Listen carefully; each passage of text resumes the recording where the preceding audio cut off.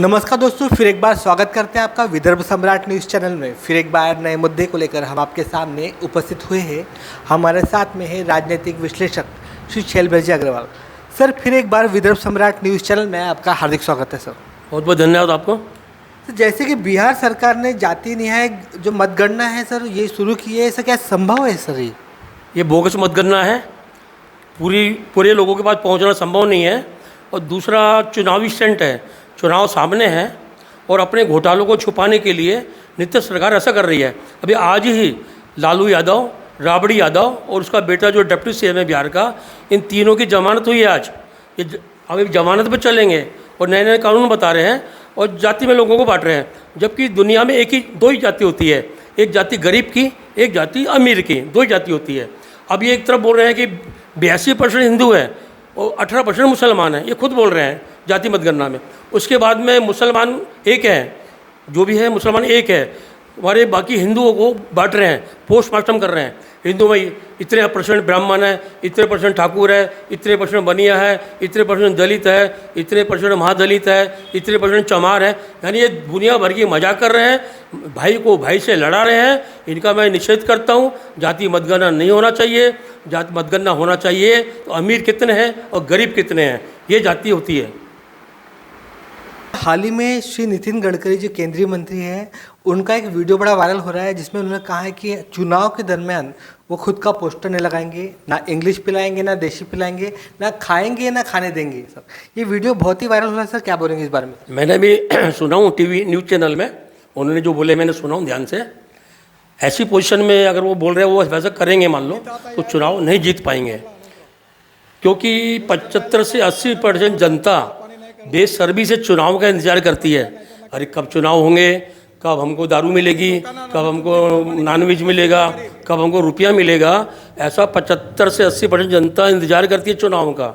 अब ये बोलेंगे मैं लोगों को भूखे रखूँगा, लोगों को पैसे नहीं दूंगा, पोस्टर नहीं लगाऊंगा, तो चुनाव जीत नहीं पाएंगे। क्योंकि जो कम से कम 30-35% तो जनता वोट डालने ही नहीं जाती और 65 से 70% वोट डाले जाती है जनता। उसमें जो 25-30% वोट पार्टी आधारित रहते हैं, पार्टी कैडर के रहते हैं कोई भी पार्टी में, और बाकी लोग वोट देते हैं तो माहौल देख के देते हैं, अरे किसका माहौल है। और कुछ 25-30% लोग पैसा दे के वोट देते हैं। जब तक उनको पैसा नहीं दो वोट डाले नहीं जाते। मैं देखता हूँ जैसे चुनाव का टाइम है, मान लो 5 बजे आखिरी, तो 4:30 बजे तक बैठे रहते हैं, वोट डालने नहीं जाते। पैसा कोई लाके देता जब जाते हैं, मैंने जो देखा हूँ गोंदिया में।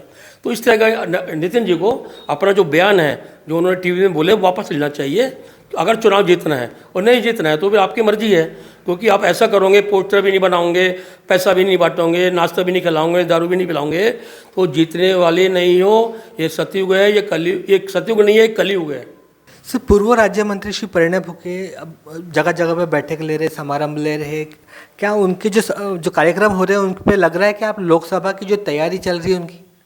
डॉक्टर परिणय फुके नागपुर निवासी हैं, गोंदिया भंडारा से MLC बने थे, लेकिन उनको लोकसभा चुनाव लड़ने की सोचना भी नहीं चाहिए, क्योंकि गोंदिया भंडारा जिले के जो मतदाता है ये भारी व्यक्ति को पचाते नहीं हैं।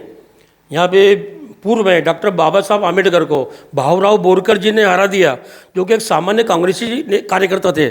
उन भाऊराव बोरकर ने उनको हरा दिया। बाबा साहब आम्बेडकर तुम्हारे भारत रत्न और पूरे वर्ल्ड फेमस आदमी थे, उनको हरा दिया छोटे से आदमी ने, कांग्रेस कार्यकर्ता ने। इसी प्रकार ज्वाला प्रसाद जी दुबे ने दुनिया के महान अर्थशास्त्री तुम्हारे अशोक मेहता को हरा दिया। ज्वाला प्रसाद दुबे जी ने भंडारा में एक छोटे से कार्यकर्ता थे कांग्रेस के।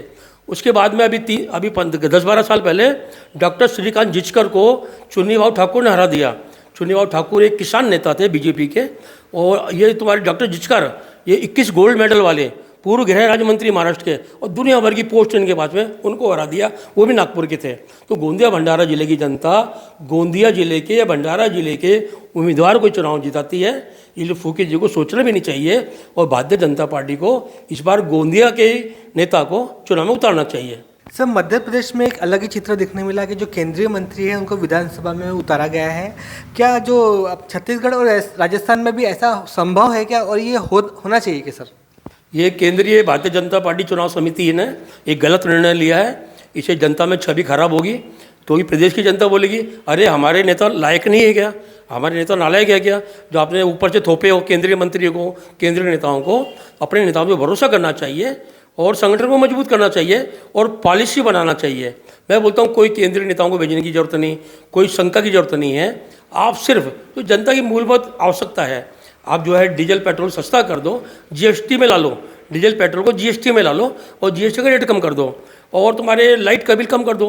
जो कांग्रेस की सरकारें हैं, आम आदमी पार्टी की सरकारें हैं, 100 यूनिट 200 यूनिट बिजली फ्री में देती है, उसके बाद में पैसा लेती है 3.5 रुपये यूनिट 4 रुपये। आप मनमानी पैसा लेते हो, आप उसको कम कर दो, आपको केंद्रीय नेता भेजने की जरूरत नहीं पड़ेगी, आपकी पार्टी जीत जाएगी। मेरी ऐसी केंद्रीय चुनाव समिति से भारतीय जनता पार्टी के केंद्रीय नेतृत्व से अपील है। तो विपक्षी नेता का कहना है कि जो भारतीय जनता पार्टी है दलित और मुस्लिम विरोधी है और दलित और मुस्लिम के जो वोट बैंक भी है उनके लिए कम है। सर क्या बोलेंगे सर इस बारे में?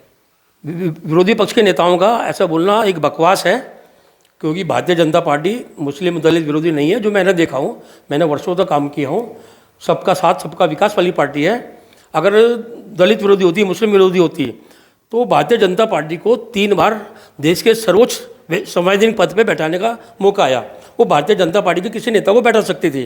3 बार उन्हें राष्ट्रपति बनाने का मौका आया। पहली बार अटल बिहारी वाजपेयी जब पीएम थे, जब उनको मौका आया तो उन्होंने भारतीय जनता पार्टी के नेता को नहीं बनाया, महान वैज्ञानिक अब्दुल कलाम आज़ाद को उन्होंने राष्ट्रपति बनवाया। उसके बाद प्रधानमंत्री मोदी जी को मौका आया, उन्होंने रामनाथ जी कोविंद जो कि दलित नेता थे उनको बनाया राष्ट्रपति। उसके बाद में अभी राष्ट्रपति द्रौपदी मुर्मू जी को, जो कि दलित और आदिवासी नेता, उनको बनाया। ये चाहते थे तो उच्च श्रेणी के नेताओं को बना सकते थे, जो सामान्य वर्ग को बना सकते थे, लेकिन नहीं, इन्होंने बराबर अपना जो है दलित प्रेम और मुस्लिम प्रेम बताया। और हम भारतीय जनता पार्टी में मैंने बहुत साल काम किया हूँ, बहुत से दलित, बहुत से मुस्लिम मेरे दोस्त हैं, मेरे साथ में थे, काम किया है। तो ऐसा कुछ भी नहीं है, कोई दलित विरोधी नहीं, कोई भाजपा दलित विरोधी नहीं, मुस्लिम विरोधी नहीं है। सबका साथ सबका विचार है, सबको साथ ले चलने वाली पार्टी है, मेरा ऐसा मानना है। धन्यवाद सर।